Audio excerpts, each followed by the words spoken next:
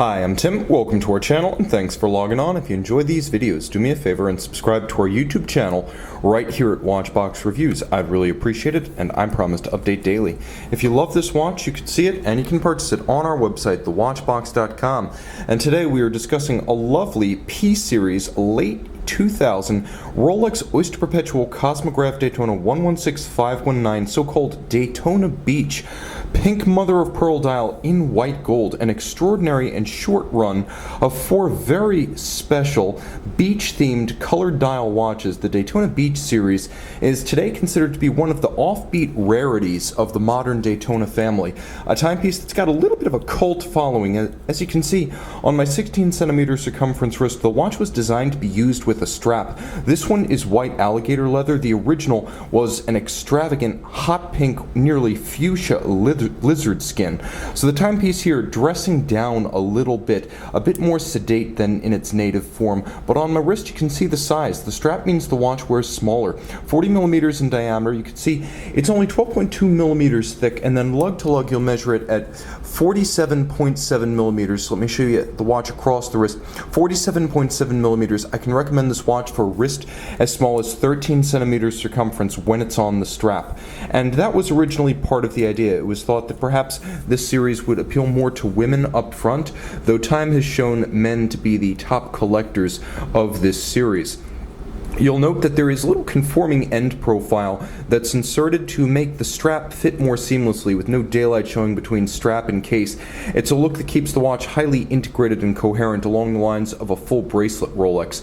The strap itself, rather than being that electrifying pink lizard skin, here is a substantial bolstered white alligator leather semi-gloss monotone stitch with a folded edge. You can see this too is a Rolex factory strap, so while it's not the original style of strap that you would have found with the watch, it is correct to the model. You'll also see that the clasp itself is white gold and clearly of a different generation of Rolex clasp. You can see the clamshell locking mechanism, and then internally you can see that the original hallmarks and maker's marks remain crisp. You'll also note that the clasp itself is full of volume and definition and has several alternate anchoring points inside, so you might choose a different length of strap, but you will always fine-tune using these adjustment apertures. Close it all back up, jump back to the case, and you can see this watch is remarkably intact. It has been sparely, if ever, refinished, and you can see that the ultimate testament to that fact is on the case back, where the original sticker is present with its ghosted jubilee pattern. The condition of the sticker, not just the presence of the sticker, but the condition of the sticker and the satin finish around it, is the ultimate imprimatur of survival.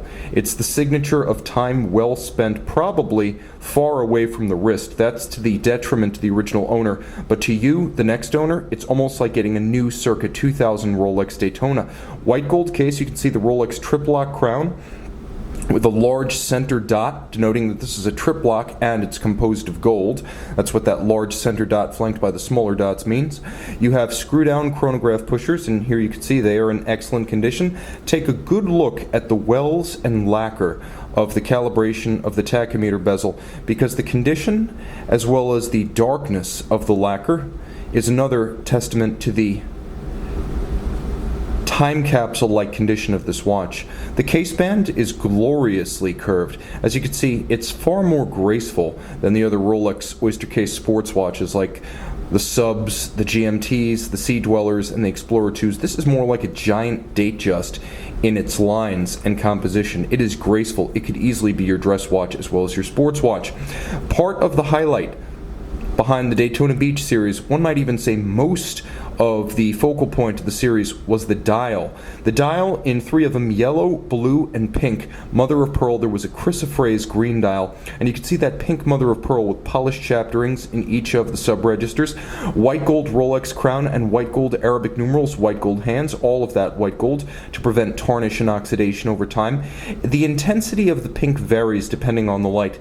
It's actually more intense in direct light. It becomes softer, a little closer to a pinkish white in soft light, such as the light of my light box. So make no mistake, the pink is quite evident in person. Now turn it all over one more time. We're going to talk about this case back. Underneath the solid gold case back is a Rolex manufactured caliber 4130. The P series were the first to receive the Rolex in-house chronograph caliber. Automatic winding, 72-hour power reserve. It features a full balance bridge with a free-sprung balance for shock resistance.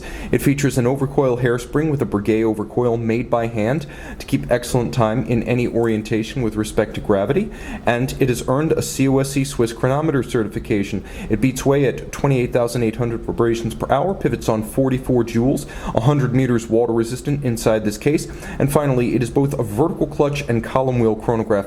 The vertical clutch meaning you can leave the chronograph running without any additional wear and tear if you'd like to see your seconds at center. And then the column wheel